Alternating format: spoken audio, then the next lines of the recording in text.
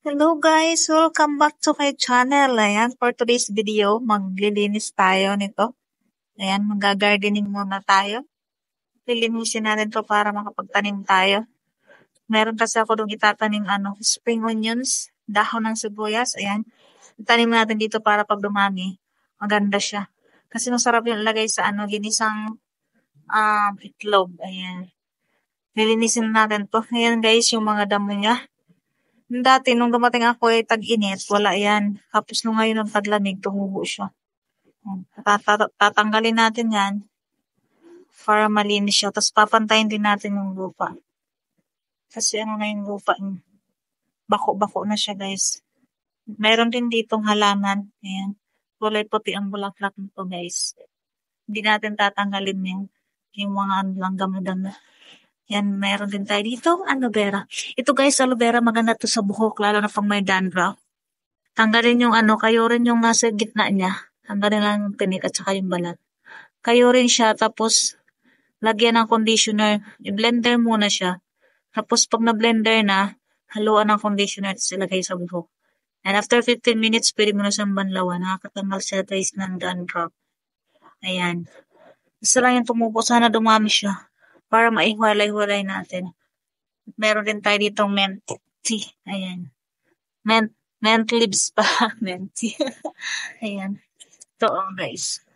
Hindi siya lumalaki kasi taglamig ngayon. Hindi ko alam yung bakit. Pero tatanggalin natin yung mga damdam. Tumubo lang tong guys yung damo ngayon kasi nga taglamig. So, tag-init wala yan.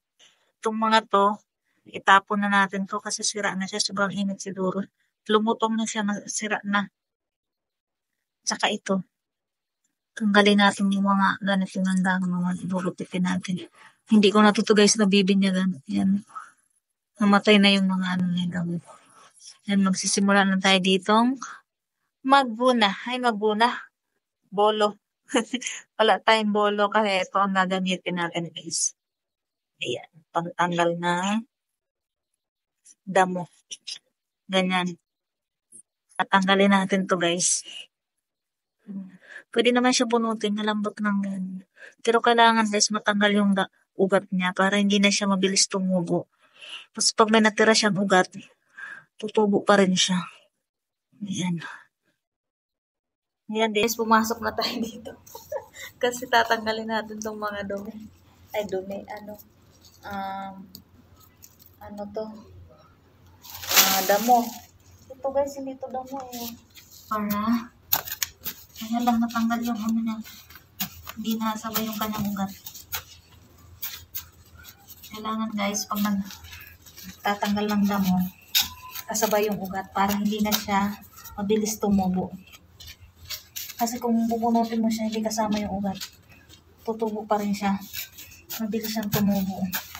Yung mga natira-tira ng mga buto, tutubo siya ulit. Ayan. Ayan siya.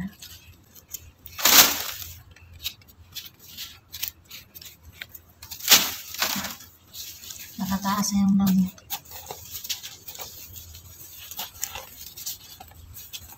Matataba dahil yung damo, baka mataba din yung dito pag nagtanim tayo.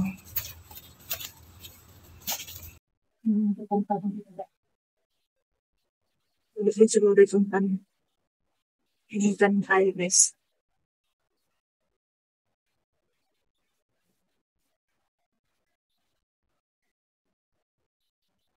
Maganda ko sa pag-umaga, nagbibisita ng tanim.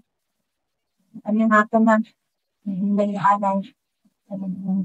Isang lang po nandito, pinang-pinang sa mga. Pero na ako nakapis mo lang ito.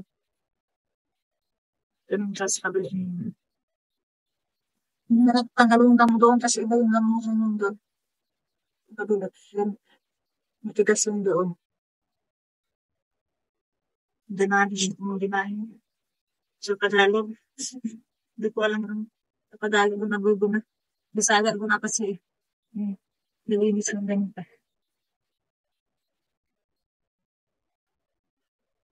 Sarap sa matapag-umagang tintin sa matanim.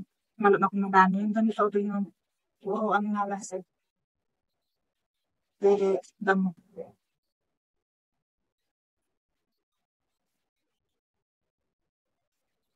Wala.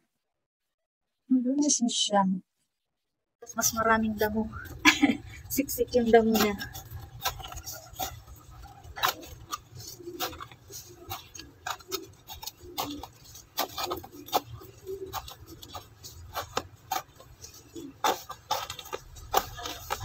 Sorry yan guys. May maliit dong space din sa labas. Ganito din. Maliit na lang yung space niya. Marami din kaming tanim doon. May tanglad. Dahon ng sibuyas. Namimiss ko na si Mama B mag-garden eh. Kami ni Mama B doon nag-garden eh. Sa Riyadh ako dati guys. Exit 7 ba yun? Ngayon, nandito tayo sa tabok. Tanggalin natin to. Kung di naman ito mabubuhay. Halaman din to eh. Ito oh. Tinanggal na natin. Ayan. Medyo siksik ang ano dito. Damo. Tataba pa.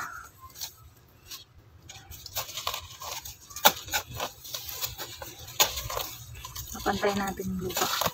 Mamaya kasi bako siya. Sinasampahan kasi ito ng mga bata dito. Bike nila.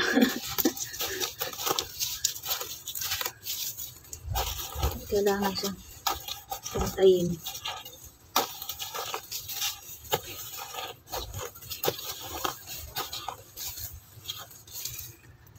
Ayan. Malapit na tayo matapos.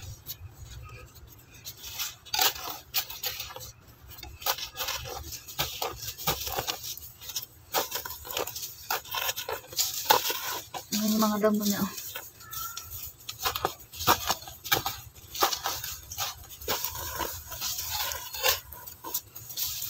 Ang dami na nating damo nakuha.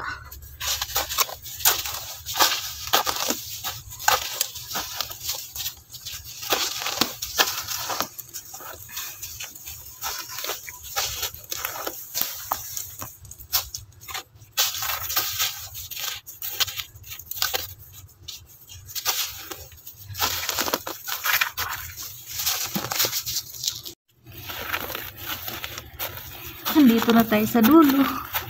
Malapit na tayo matapos dito sa part dito banda. Doon sa kabila, hindi pa. Medyo maaga pa naman. Makakapagtanim pa tayo. Maganda magtanim ngayon kasi walang araw. Hapon. Tapos bibinyag-binyagan na lang natin. Taglamig naman siya ngayon. Ang ano nga lang, pag tag-init, grabe init. Kailangan binyagan lagi. Sigurado, pag init na, malalaki na yun. Hindi na siya mamatay. Basta-basta. Ayan. Dito na tayo. Tapos na. Dito sa part na to. Ang lapit na. Nakikita nyo na ang finish ng aking nilinisan. Mamaya na lang tayo magtanim pagtapos ko na lahat malinisan.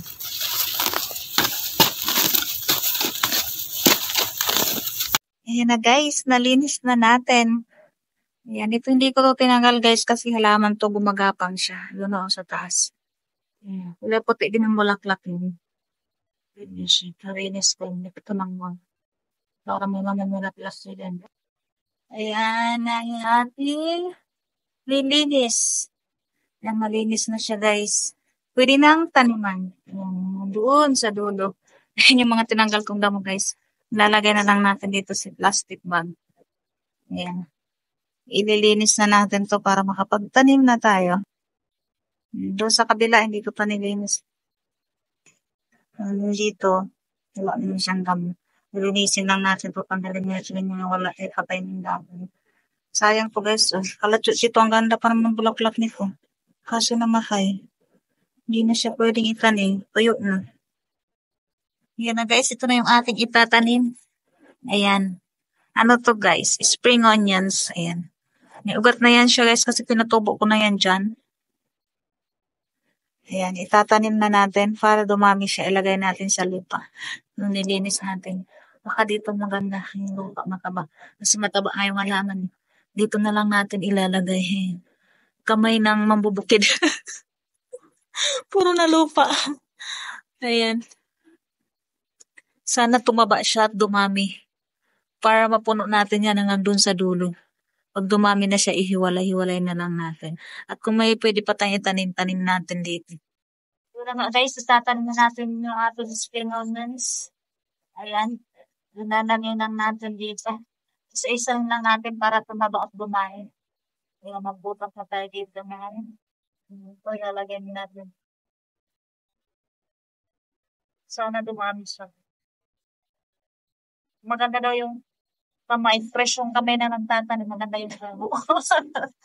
Depende daw yun sa nagtatanim. Iisuwatin mo na yung nanasan. Para kung dumami lang siya, hindi siya masyadong siksik. Ayan.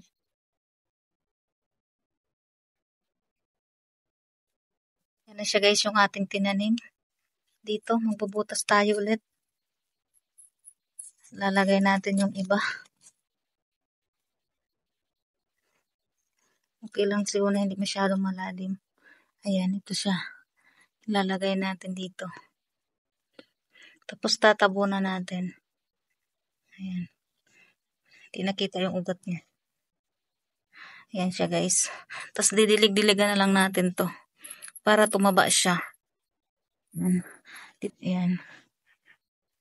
Ito medyo mahaba ng dahon. Ayan. Tapos tatapunan natin. Ayan. Maganda magtanim ngayon guys kasi alas 5 na ng hapon dito. Hindi na mainit. Para hindi siya mamatay. Pag sobrang init kasi natin tanim yan, baka mamatay. Ayan. Ayan, malapit na tayo matapos. Ito guys, ano to? Parang ginagawa din tong salad guys. Hindi ko kinuha. Para dumami siya dyan. Ayan. Ayan na guys, tapos tayo magtanim. 1, 2, 3, 4, 5, 6, 7, 8. Yung 8 puno guys, sana dumami siya. Ayan, pag nanganak-anak yan siya, ilipat natin dito. Medyo mahaba pa yung taniman natin guys. Ayan na siya.